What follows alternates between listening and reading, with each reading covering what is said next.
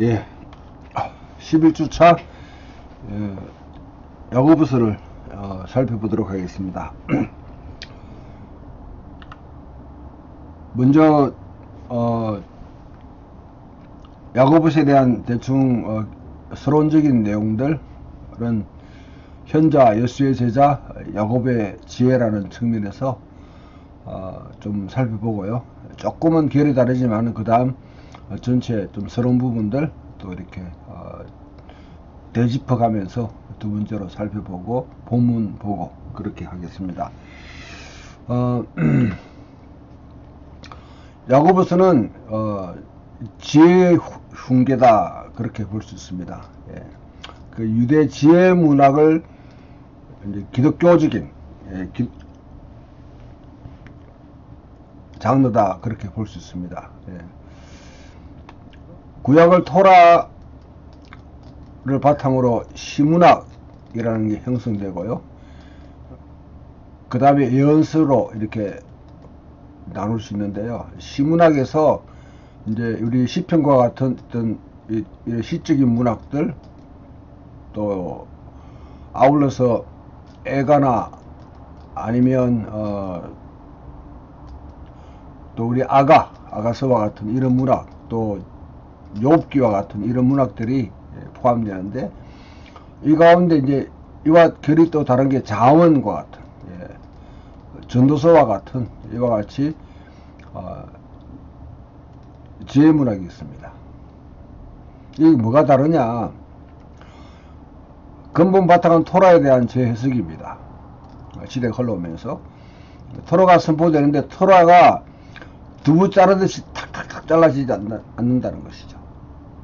그럼 거기에 나오는 게 이와 같은 지혜 문헌이 현실 가운데서 통찰력을 가지고 어떻게 이 토라를 갖다가 이제 소화하고 살아갈 수 있는가, 그에 대한 통찰력을 제공하는 것이 지혜 문학입니다. 또 한편으로 이 토라의 바탕에 우리가 어떻게 예배를 드릴 수 있는가, 그리고 시적인 측면에서 또 토라를 또 표현하는 것들이 이 시문학으로 볼 수 있습니다. 이러한 토라가 제대로 이제 시행되지 않을 때 그것을 교정하고 현실 속에서 또 토라가 어떻게 적용돼야 되는지 하나님의 말씀으로 이제 교정해주고 전망을 해주는 것이 바로 예언서입니다. 이런 장르의 차이를 여러분 기억하시고 지혜 문학에 속한 것이다 그렇게 볼 수 있습니다.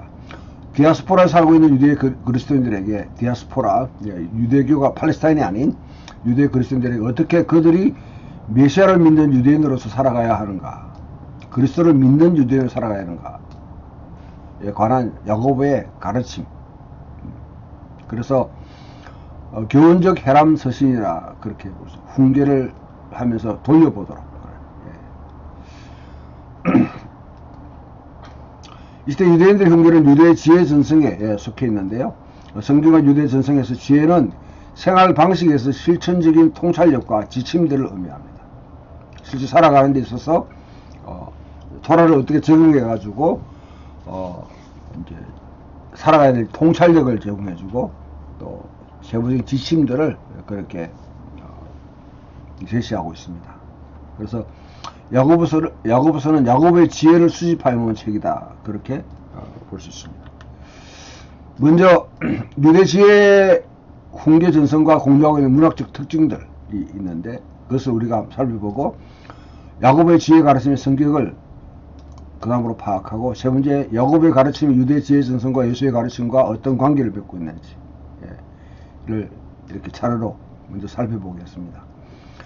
예수가 지혜 교사 이상의 인물이지만 한 명의 지혜 교사로 볼 수 있습니다. 그래서 야고보는 현자이자 또 예수의 제자인 야고보다. 예수의 지혜를 자신의 지혜로 삼는 자가 바로 야고보라는 것이죠. 또 유대 지혜 전성의 자료들을 예수의 가르침에 의해서 지침을 받고 통제되는 방식으로 자신의 상황에 적합하게 활용하고 발전시킨 인물이 바로 야고보다 그렇게 볼 수 있습니다. 야고보는 예수의 스타일을 꼭 닮은 한 사람의 지혜교사, 예수의 지혜를 창의적으로 재해석했다. 그래서 자신의 스승의 지혜에 온전히 길들여져서 자신도 그의 스승을 닮아 지혜의 교사가 되었다. 그렇게 우리가 파악할 수 있습니다. 유대 지혜 문학은 다양한 장르와 다양한 내용들을 포괄하고 있는데 공통된 사상의 전통에 빚을 지고 있는 문학으로 폭넓게 간주됩니다. 유대문에서 다음은 전도서가 대표적인 문헌이고 솔로몬의 지혜서, 벤시락의 지혜서, 집회서라 그렇게 하죠. 가짜 포킬리스의 판결문, 이방인 현자의 이름으로 쓰인 유대 작품입니다. 실바누스의 가르침, 유대 지혜가 헬라 수사학과 영지주의 경력이 결합된 초기 기독교 작품입니다. 토비트의 흉기적 문단들, 그리고 쿨람의 몇 가지 지혜 단편들 이에 포함된다고 볼 수 있습니다. 이들 작품도 올바로 그렇게 살아야 될 방법에 대한 훈시를 하고 있는데요.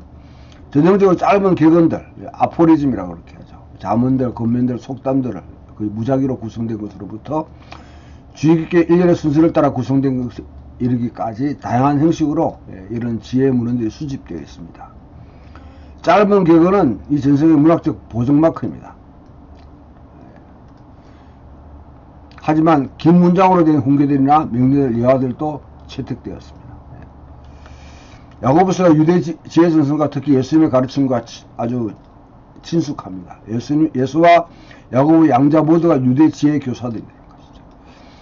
유대 지혜 전성과 예수님의 가르침의 양측면을 야고보가 다 가지고 있다고 볼 수 있습니다. 예수님의 유대 지혜 전성의 방식으로 가르쳤다는 점에 근거하여 역사적 예수를 조명할 최근의 학자들이 그런 통찰력을 비춰주고 있습니다. 대표적으로 하티인이라는 사람이 야고보와 큐 문서 간의 관계를 조명했는데 이런 장면, 큐를 유대 지혜문학의 전성의 한 작품으로 간주해서 야고보가 마태 공동체에 전승된 복음 전을 알고 싶다고 주장하지만 그러나 그래서 야고보의 지혜 기독론과 큐와 마태와 연결시키는 시도를 했지만 사실 성공하지 못했습니다. 야고보서에는 기독론이 전혀 없습니다. 지혜의 기독론이. 야고보서는 예수를 지혜가 인격화된 인물로 보지 않습니다. 이 시편 이제 8편과 같은 케이스죠. 야고보가 알고 있었던 복음 전승이 무엇인지를 정확하게 가르내는 거의 불가능하다는 것이죠. 그러나 야고보는 예루살렘 교회의 구전으로 전성된 예수 전성을 알고 있었습니다. 예수님이 한 사람의 지혜 교사로서 인식해서 큐와 같은 문헌처럼 예수의 어록을 주제별로 배열해 놓았다고 볼 수 있습니다. 하지만 예수를 이해하는 가장 중요한 공헌은 예수 어록의 또 다른 전성과 구별지어서 특정하게 큐에 집중하는 것은 그리 설득력이 없습니다. 야고보는 한 사람의 유대 지혜의 교사로서 예수님의 지혜를 개성할 뿐 아니라 자신의 상황에 맞게 적절하게 활용해서 채택하고 발전시킨 지혜 교사의 한해 예수님의 지혜를 자신의 창의적으로 재해석한 그런 저자로 볼 수 있습니다. 지혜 가르침이 어떻게 다른 형태의 유대 가르침, 또 율법이나 예언 그리고 묵시와 차이가 있는가? 문학적 장르라는 것은 항상 전달하려고 하는 가르침의 종류가 무엇인가에 대한 개념상의 차이와 개념상의 차이를 가르쳐주고 있는데요. 토라는 하나님이 자신의 언약 백성 주신 하나님의 명령입니다. 예언은 그 백성의 특정한 역사적 정점에 하나님이 그들에게 주신 메시지입니다. 역사적 정황성에 역사적 특정성이 있는 것이죠. 묵시라는 것은 신적 신비들을 제시하는 하늘의 현실에서는 도저히 볼 수 없는데 하늘의 시각의 현실을 보도록 꿰뚫고 들어와서 하나님의 뜻을 계시하는 것이죠. 지혜는 한 사람의 현자가 자신의 경험, 통찰력, 관찰, 숙고를 통해서 권위를 가지고 제시하는 가르침입니다. 이런 장르들을 우리가 구별해보면 전형적으로 현자들은 자신이 추천한 행동 거지들이 왜 채택돼야 하는지 그 이유를 제시해주고 있습니다. 독자들이 세상을 어떠한 명확한 방법으로 볼 수 있는지 돕기 위해서 공통된 경험, 같이 공유한 경험으로부터 유리한 유비들, 에너로지를 아니면 또 example, 본보기들을 사용하고 있습니다. 그래서 현자는 독자들과 더불어 인생관과 삶의 방식을 함께 공유하고 있는 것이죠. 하지만 이런 장르상의 차이를 너무 과장할 필요가 없습니다.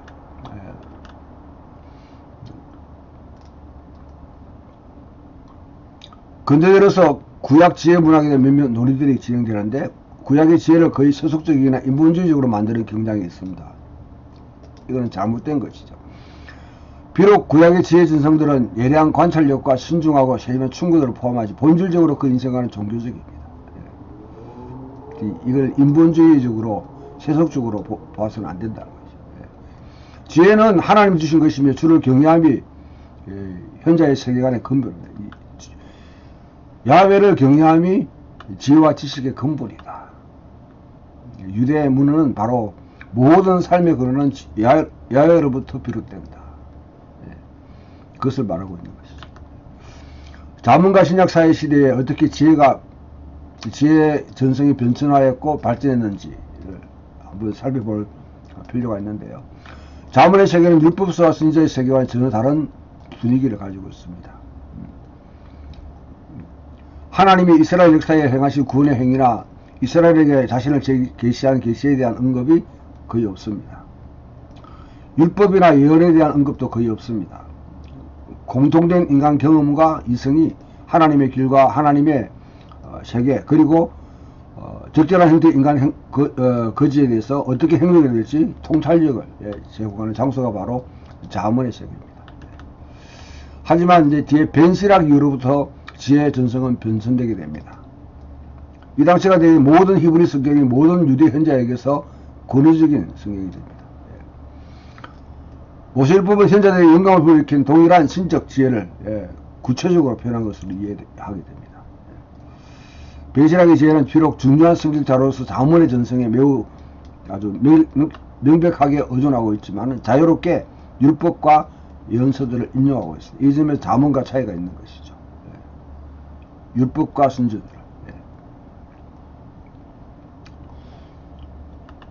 쿨람 지혜 작품과 이제 이 가짜 포킬레데스에 보면 율법에 도출한 검언들과 지혜의 문헌에서 도출한 다른 것들을 함께 엮어서 사용합니다. 현자도 율법을 심오하게 강요했던 말이 아닙니다. 율법을 강요했다 율법을 기반해서 거기서 나오는 지혜를 도출해내는 것이죠. 사큐 MMT 후기 랍비 문헌과 같이 율법의 정밀한 적용을 명료화하는 일종의 법률적 해석도 아닙니다. 율법은 지혜의 형태로 그들의 의사소통하는 통찰력을 도출해서 내는 중요한 자원이 되게 되는데요. 제2성전 시기에 어떻게 살아야 하는지를 가르치는 유대 교사가 율법을 무시했다는 것은 상상도 할 수 없습니다. 그래서 항상 율법을 염두에 두고 거기서 나오는 통찰력을 개발했다. 현자의 지혜가 하나님에 의해서 영감받은 것이라는 보다 명백한 인식이고 따라서 그의 지혜와 예언을 동일시하고 있습니다. 제2성전 시기에 이르게 되면 지혜 문학은 또 다른 양식으로 발전하게 되는데 더 이상 세계관에서 다른 형태의 유대 문헌에서 발견되는 것과는 아주 다른 세계관을 지닌 독특한 사상적 전성은 아닙니다. 이렇게 보면 오류를 하는 것이죠. 벤시락 이후의 지혜 문헌들은 후기 제2성전 시기에 거의 공동적으로 나타나는 종말론적인 방향을 지향점을 가지고 있다. 자문에 두드러지게 나타나는 옛 지혜 문헌에 대한 확신을 합니다. 행위는 도덕적으로 적절한 기계를 가지고 있다. 배반자들의 삶에 그 자체가 구체적으로 실현된다고 믿었습니다. 죽음 이후에 처음에 본 인간의 삶에 대한 확신을 갖고 있습니다. 그래서 지혜 전성 자체에 비판이 있습니다. 그리고 벤시락은 정의는 죽음 이전이 아니라면 그 죽는 방식에서라도 악인에게는 실현되어야 된다는 입장을 요지부동하게 천명하고 있습니다. 하지만 벤시락은 죽음 이후의 삶에 대한 개념이 전혀 없는 마지막 현자입니다.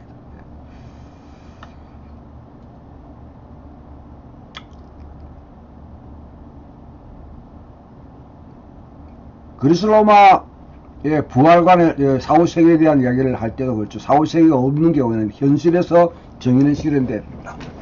그런 측면에서 벤시락은 같은 맥락으로 볼 수 있습니다. 쿰난 지혜의 문들과 솔로몬의 지혜서, 그래서 지혜는 종말론적인 심판이 그 세계관의 핵심적인 특징으로 종말에 궁극적으로 이제 하나님의 심판이 주고 있었는데 거기에 대비하는 그것을 전망하는 그런 측면에서 주어지게 됩니다. 지혜의 훈계와 묵시문의 사이의 구별은 를 파괴하는 것이 아닙니다. 이런 것들이 이 앞에 있는 이 쿰난 지혜의 문과 솔로몬스 지혜서가 지혜의 교훈이 율법에 심오한 강의가 아니듯이 많은 묵시문학이 종말론적 미래에 대한 묵시적 계시를 제공하지 않습니다. 장르와 기능의 차이가 있는 것이죠. 후기 지혜의 교훈은 유도적 삶을 위한 율법의 근거를 가정하고 몇몇 훈계를 율법의 근거에서 제시합니다. 근거에서. 그래서 세상 종말의 관점이 통찰하고 이를 격언해 종말의 제재를 가해서 종말을 바라보면서 생활하도록 만드는 것이죠. 에녹 1서에서 창조로부터 배우는 게 있고, 에녹 1서는 윤리적인 훈계를 갖다가 이야기하고, 에스라 4서에서는 자연과 인간 경험을 비교하기도 하고, 그래서 지혜 자체와 관련 용어들이 묵시문학에서 탁월하게 그 특징을 드러낸다 했을 때 장르, 토라라든지 시문학, 예언, 묵시, 지혜문학을 두부 자르듯이 툭툭 자르는 것은 별로 도움이 되지 않는다는 것이죠. 후기 제2성전식의 유대문학의 전형적인 양식들은 지혜, 훈계, 율법, 묵시들입니다. 이들 문학 장르는 종교적 기능에서 구별되는데요. 세계관에서 구별되는 것이 아니라 이를 인식하는 것을 구별되는 아니라는 것을 인식하는 본질이 중요합니다. 물론 이 시기에 단절화되고 불변하는 유대 세계관 존재하지 않았습니다. 차이점은 지혜문헌과 묵시문헌 사이에 나타나는 것이 아니라는 것이죠. 어떤 묵시와 다른 묵시가 또는 어떤 지혜문헌과 다른 묵시 사이에 차이점이 드러납니다. 그 방법과 정도는 차이점이 있습니다. 이 시대의 모든 유대 사상은 제2성전 시기 후기 시대 가면 종말론적인 차원을 갖고 있습니다. 이 말은 유배 생활로부터 어떻게 벗어나느냐.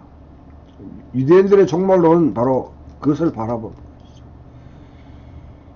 야훼가 시온으로 돌아오게 되고 이스라엘이 진정한 이스라엘 되고 그러면 12 흩어진 지파들이 시온으로 돌아오게 되며 하나님의 영이 거하시고 그리고 이방인 통치자는 이제 멸망을 당하고 이스라엘 하나님의 백성들은 번영과 축복을 구가하는 그 삶이 새하늘과 새 땅을 바라보는 것이죠. 근데 이런 기점을 바울은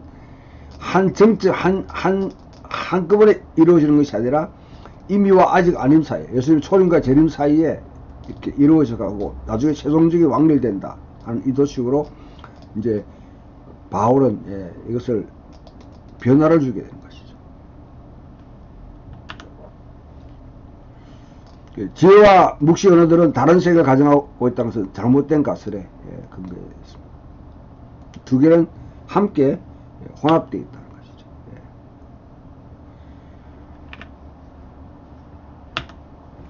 일종의 스펙트럼이 있다고 생각하는 것은 적절합니다. 한 극단은 전반적으로 인간의 경험으로부터 적용 가능한 이 세상의 지혜의 임박성을 강조하는 동시에 다른 극단에는 하나님이 자신의 신실한 백성에게 계신 지혜의 초월성을 임박성을 강조하는 것과 임재성, 내재성을 강조하는 것과 초월성을 강조하는 이런 점의 차이가 좀 있다고 보는 것이죠. 내재성을 강조하는 것은 현재의 세상 질서를 보다 긍정적인 관점이 통찰해서 지혜와 종말론적인 제재를 지지합니다. 초월성을 강조하는 의인의 공동체로부터 악의 세계를 그리고 다가올 의의 세대로부터 이 악한 세대를 날카롭게 구별하는 보다 대항문화적이고 이원론적인 태도를 취하게 됩니다.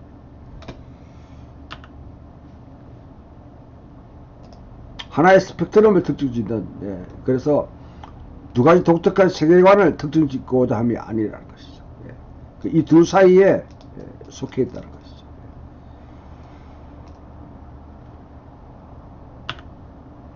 지혜와 종말론에 관한 이해는 스피드는 전반을 통해 다양한 차이점을 드러내며 드러나는데 간단한 도식으로 그렇게 말할 수는 없습니다.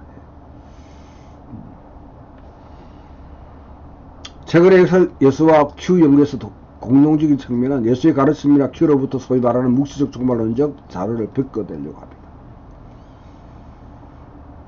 묵시적 전망이 보다 원래적인 지혜적 전망과 사고 부합할 수 없다고 생각하는 것이죠. 그 때문에 이런 자료는 2차적인 자료로 그렇게 묵시적 종말론적 자료들을 2차적으로 생각합니다. 순수하게 지혜적 예수나 지혜적인 큐의 초판을 발견하려고 하는 시도들은 이거는 전적으로 잘못됐습니다. 소위 말하면 요즘 여러분 뭐 도울과 같은 사람들이 큐를 강조하면서 이게 원래 했던 예수님의 말씀 복음이고 뒤에 복음 숫자들은 이것을 이제 편집하면서 변형시켰다. 발전시켰다기보다는 오히려 이게 이제 퇴보했다. 그렇게 하는 거죠. 이거는 전적으로 역사적 예술을 연구하는 자들이 갖고 있는 이 근대성에 찌드는 사람들이 하는 실수죠, 실수. 이들은 야고보서가 지혜의 훈계라고 인정합니다. 야고보서 내에 있는 종말론 요소들을 가소평가하지 않습니다. 종말론이 야고보에서 주도적인 요소를 갖고 있습니다. 지혜 요소들은 부수적이라고 주장할 수 없습니다. 그래서 지혜와 종말론은 서로 부합될 수 없다는 전제는 이거는 폐기되어야 됩니다.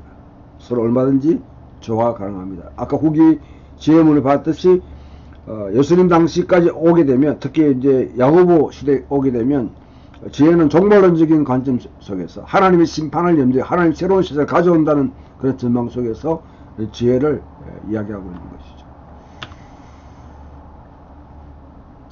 문학적 기원에서 야고보서는 묵시문학이 아니라 지혜의 훈계입니다. 그리고 종말론적인 방향 설정, 지향점을 가지는 것은 비정상적인 요소가 아니라 그 당시 문학 세계에서는 얼마나 통용되는 방식이라는 것이죠.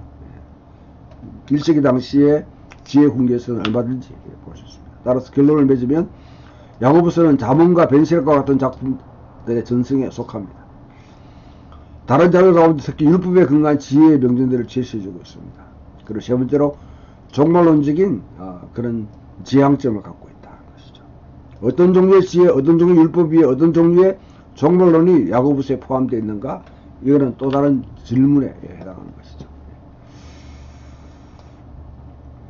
야고보서의 문학적인 양식들. 야고보의 특징 중에 하나는 이 작품이 유대 지혜 훈계의 전승대 짧은 격언들의 말씀들을 계속 부각시킵니다. 짧은 격언이 지혜 문헌의 하나의 홀마크라, 보정마크라 그렇게 했죠. 지혜 훈계는 이러한 말씀들이 수집되어 편찬되어 있습니다. 하지만 주제별 별이나 각 어록과의 연결에 대해서는 별로 관심을 두지 않습니다. 이러한 격언들의 지혜를 개별적으로 표현한 것으로 맛을 보며 이리저리 생각에 의미로 탐구하도록 그렇게 제시되어 있습니다. 연결고리가 없다 해서 그것을 그냥 따로따로 이렇게 파편화시켜서 봐야 된다는 의미는 아닙니다. 그 사이 독자들이 그것을 파고들면서 연결하려고 하는 상상력이 필요한 것이죠. 야고보에 상당히 나타나는 바와 같이 한 주제를 확대시켜서 처리할 때나 한 논적을 발전시킬 때 격언은 현저하고 기억에 남는 방법으로 요점들을 결정화시켜주고 있습니다. 볼 수 있습니다. 각각의 문맥에서 이 격언들이 구성되거나 위치에서도 또한 문맥의 독립성을 상당한 정도로 유지하고 독립적인 격언으로 이해할 수도 있지만은 그러나 문맥 속에서도 얼마든지 구성되어 있다는 것을 이 두 가지를 다 볼 수 있어야 됩니다. 그래서 하나의 내러티브로 읽으려고 하는, 연결시키려고 하는 노력들이 우리에게 필요한 것이죠. 지혜 훈계는 일종의 장르입니다. 다소간의 차이가 있지만은 자체적인 목적을 받고 주목을 받도록 요구하고 있습니다. 그래서 야고보서는 하나의 명언을 선별하여 놓은 작품들이 전혀 아닙니다. 비교적 주의 깊게 조직되어 있어서 전체가 하나의 일관성 있는 메시지를 전달하는 작품인데 전체는 단순한 부분들의 합 이상이다.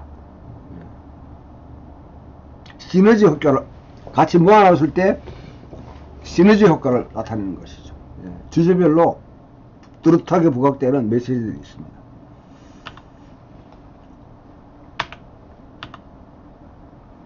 자,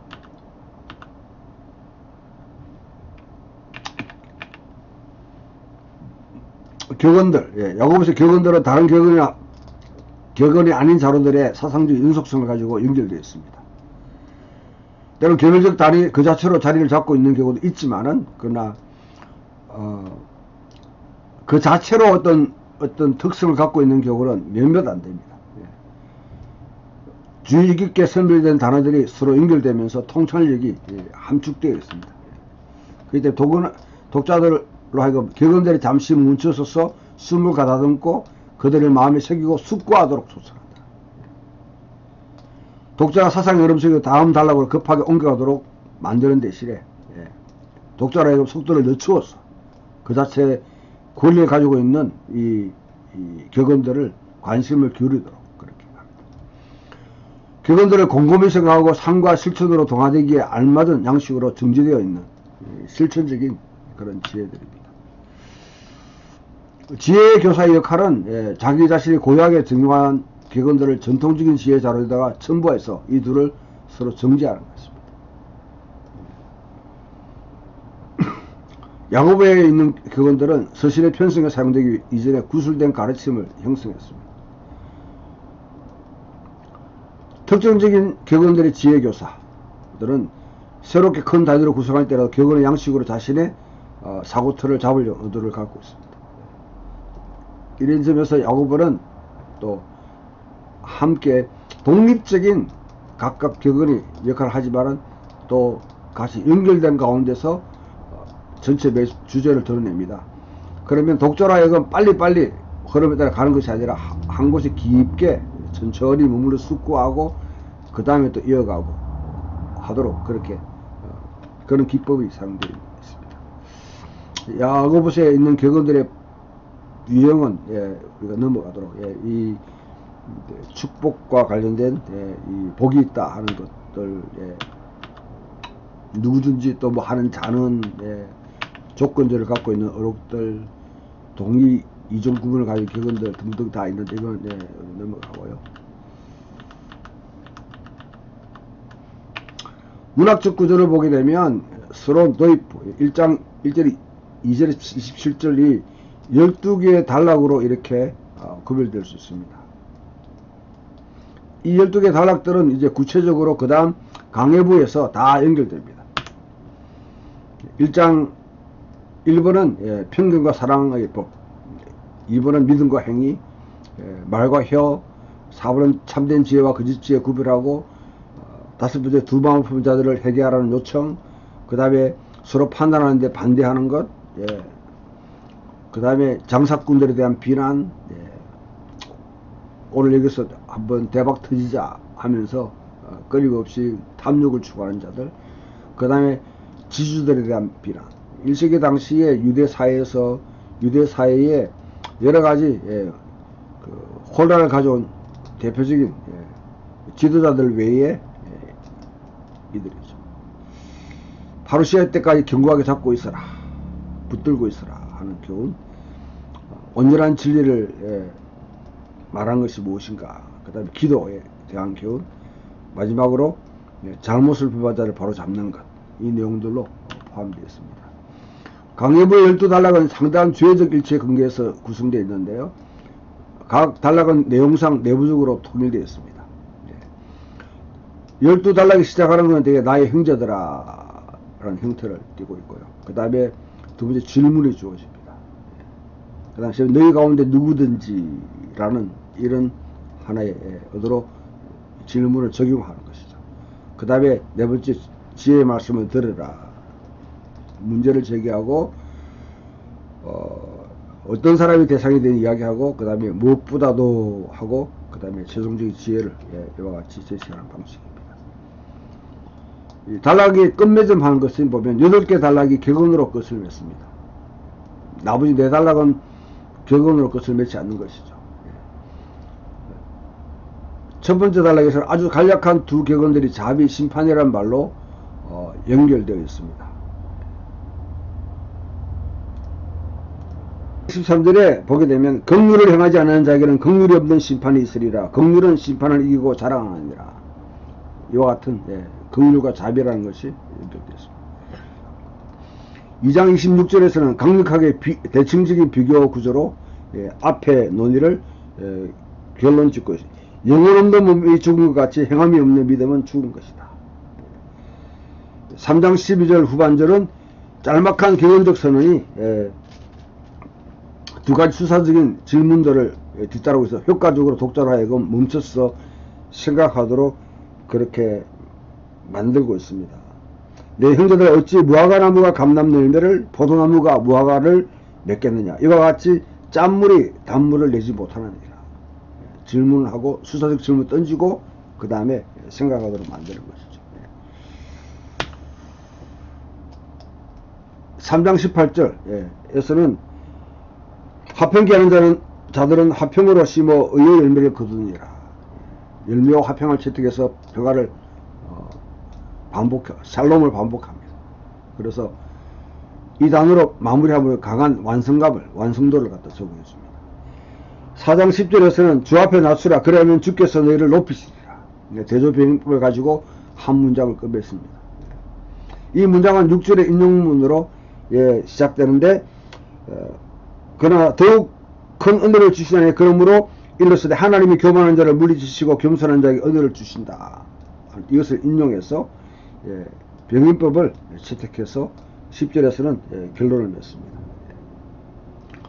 하나님의 행위에 대한 언급은 6절의 인용문과 더불어서 하나의 인클루지오, 열고 닫고를 갖다 형성하는 것이죠. 4장 17절에서는 그러므로 사람이 선을 행할 줄 알고도 행하지 않으면 죄니라. 자문적이고 사면성 형태로 13절 16절에 앞에 있는 것과 2인칭인데 대조를 이루면서 강조하고 있습니다. 열 번째, 단락의 5장 12절은 내 형제들아 무엇보다 맹세하지 말지니 하늘로나 땅으로나 아무 것으로도 맹세하지 말라. 무엇보다도 또 특별하게 강조되는 것이죠. 5장 20절에서는 너희가 할 것은 죄를 미혹된 길에서 돌아서게 하는 자가 그 영혼을 사망에서 구원할 것이며 허다한 죄를 덮을 것이니라. 전체 작품을 마무리한 격언으로 성경적인 인유를 잠언 10장 12절을 인유하고 끝을 맺습니다. 이들 인유문은 기독교 홍금으로 채택돼서 사용된 양식의 어록으로 친숙한데 이 죄를 미혹된 길에서 돌아서게 하는 자가 그 영혼을 사망에서 구원할 것이며 허다한 죄를 덮을 것입니다. 했을 때 사실 야고보 전체가 어떤 의미를 갖고 있는지 주의 복음에서 벗어나 있는 자들을 특히 유대의 지방에 있는 완고한 자들을 죽기로 인도하려고 하는 그런 의도들이 깔려 있는 것이죠. 나머지 대단락들은 격언으로 끝을 맺지 않습니다. 4장 21절 수작 질문은 전형적인 격언이 아니라도 유명한 어록을 반영하고 있는데 21절